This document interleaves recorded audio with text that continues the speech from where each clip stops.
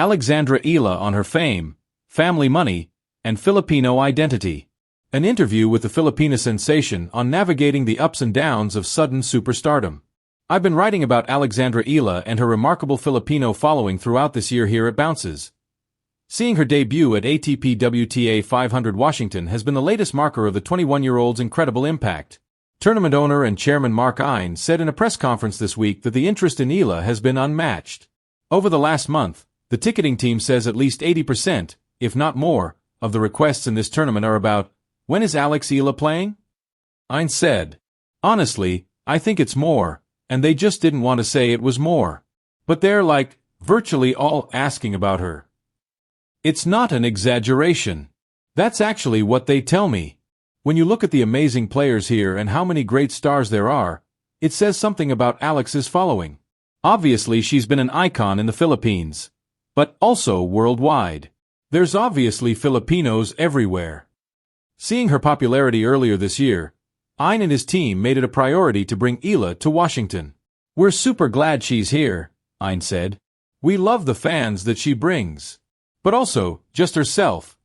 She's such a really nice person and a grateful person and a humble person, so having her here is honestly one of the really great things that's already happened this year." After reaching the quarterfinals in Washington with a win over defending champion Leylah Fernandez, 28th ranked Eala sat down for a one-on-one interview with Bounces about a range of topics, including her decision not to play doubles with Venus Williams, as planned for Washington, to preserve herself physically after a tiring month on grass. Her accent as a marker of Filipino identity. Having fans travel from afar to watch her play on tour. What it was like visiting the Philippines recently. Critical comments about her family's financial status and the impact it had on her career. Staying connected to Filipino culture and comforts while traveling the world. After discussing a recommendation for good Filipino food nearby, we began. This interview has been lightly edited for clarity. Ben Rothenberg Bounces. I want to ask again about your decision not to play doubles, just because I think it's a very mature choice to have the chance to play with Venus but be like, I have to say no, I have to look out for my own health and preserving myself. Was that an easy decision for you? Did it feel like sort of a breakthrough to get to do that? Alexandra Eala. It was a difficult decision for me, of course. Playing doubles with Venus is an amazing opportunity. For everybody, you know? I mean, it's amazing. Who wouldn't want to play with Venus? But I mean, it's exactly what I said the other day. Venus deserves a fully committed partner. And especially knowing and having had a glimpse of the mentality she has, you really have to match it. And just me as a person, if I play doubles, I want to be able to give it my all and be able to leave everything out on court, and I don't think I would have been able to do that. And Venus and partner Diana Schneider, who reached the quarterfinals, are still going strong. Ben Rothenberg Bounces. Yeah, you must have felt good when they won their first match. Alexandra Eala. Yeah, I'm really happy about that. Ben Rothenberg Bounces. When I was first talking to a couple of my Filipino friends about you, one of the things that a few of them pointed out, I've seen this on social media also, is that they really like that you speak with a kind of classic Filipino accent. Alexandra Eala. Okay. Alright. Ben Rothenberg Bounces. And they've said that a lot of Filipinos abroad, try to sound more American and try to talk in that certain way. But you sound very clearly Filipino, and they said that's part of why they think that your connection with people is so strong. Have you ever thought about that, staying authentically rooted to the Philippines, even just in your way of speaking? Alexandra Eala. I mean, it's not something it's just how I talk. I don't know. Laughs. I don't know.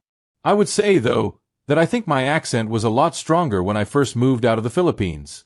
But I don't think it will ever really be, American, or fully American. It's definitely never going to be, British or Australian. That's just a whole nother thing. But yeah, I definitely hear it. I definitely hear the Filipino. Ben Rothenberg Bounces. Yeah, there's obviously a huge community of diasporas, and that was just something that I thought was interesting. Alexandra Eala. Yeah, I think the accent is one thing, and also the humor is another thing that's very relatable. Ben Rothenberg Bounces.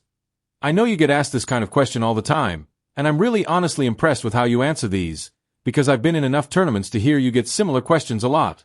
But knowing that there are hundreds, if not thousands, of people who are making plans to come to a tournament because you're there, booking flights, buying tickets, and making this big effort, How does that feel?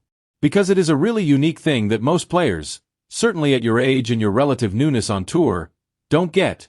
So do you try not to think about that? Do you process it and be grateful? Or do you not think about it, so you don't get overwhelmed? How do you place that mindset? Alexandra Eala. Well, it is still quite a new thing for me to hear that. I've known that a lot of people come out when they're in the city, but it's sort of a new thing when a lot of people travel from different cities to watch me. I mean, I guess it's like it's a concert. Like I flew, for example, to Sweden for the Bad Bunny concert. And if Bad Bunny didn't feel well that day and didn't perform, I'd be disappointed, yeah, but at the end I'd have to deal with it. Yeah, and in the end I am grateful. Like I say all the time, I'm grateful for their support, but there are also mature scheduling decisions that I have to make, you know?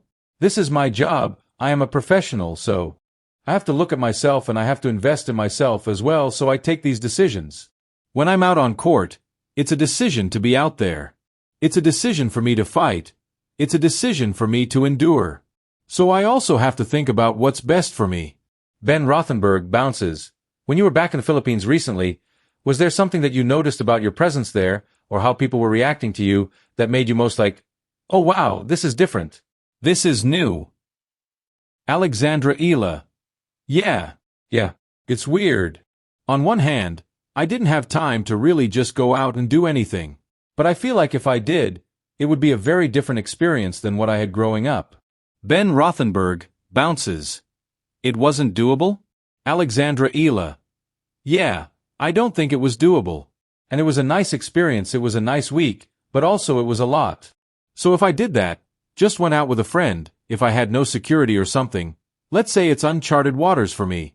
But yeah, it's eye-opening every time I come back, because it kind of gets into a bigger and bigger scale. Which, it's a really good thing. It's a good problem to have. But I'm still, finding my relationship with that. Ben Rothenberg bounces. One thing I've also seen on social media in conversations about you, and I'm sorry to hit you with all this social media stuff, I've seen some fans debating about your parents' background, and having them have relatively successful jobs. Eala's mother, notably, was chief financial officer at Globe Telecom. This is also something that comes up a lot with some American women on tour. That leads to some people saying, oh, that made it so easy because they had money, and so it was easier for her than the average person in some way. Knowing enough about tennis, I know it's not easy for anybody, not automatic for anybody. But I'm curious if you've heard that kind of talk, and what you make of those sorts of framings of you and your family. Alexandra Eala. Yeah.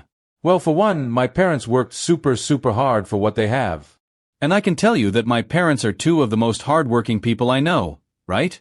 And if I get my work ethic from anyone, it's from them. I mean, I grew up comfortably, which, I'm thankful to my parents for that. Thanks, Mom and Dad. Laughing fist pump. I mean, of course, the journey would have been easier for me as compared to someone, let's say, who's in poverty. Of course, if you're financially struggling, in general, in life, if you are financially struggling, it's going to be more difficult for you than if you were financially stable or financially covered. But that definitely does not take away from the fact that I worked hard, or it does not take away from the obstacles that I've had to face. And at the end of the day, the ball doesn't know who your parents are. The ball doesn't know how much money you have, right? Yeah, that's, I think, enough said. Ben Rothenberg bounces. That was really well said, I think.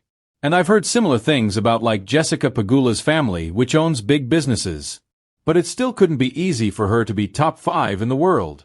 Nothing is given here. Alexandra Eala. Yeah. I mean, I'm super grateful for everything my family has provided for me, yeah. Ben Rothenberg bounces. And last thing, just because we were talking before we started about the Filipino restaurants in DC, in terms of trying to find home comforts, how much is that something you feel like you need or benefit from on the road? Or how much have you learned not to have to rely on that? Like I know, for example, the guys from Argentina travel with their own mate, the Argentine beverage. Alexandra Eala. Oh yeah, I've seen that. Ben Rothenberg bounces. And it's very important to them to have it on the road. I don't know. Do you have anything like that that you look out for? Alexandra Eala. I mean, you know what? The amount of Filipinos that I encounter traveling the world, they are the pieces of home that I see and that I feel. Sometimes I'm not able to go to those Filipino restaurants, for one reason or another, but I'm interacting with Filipinos all the time. So yeah, they're my pieces of home.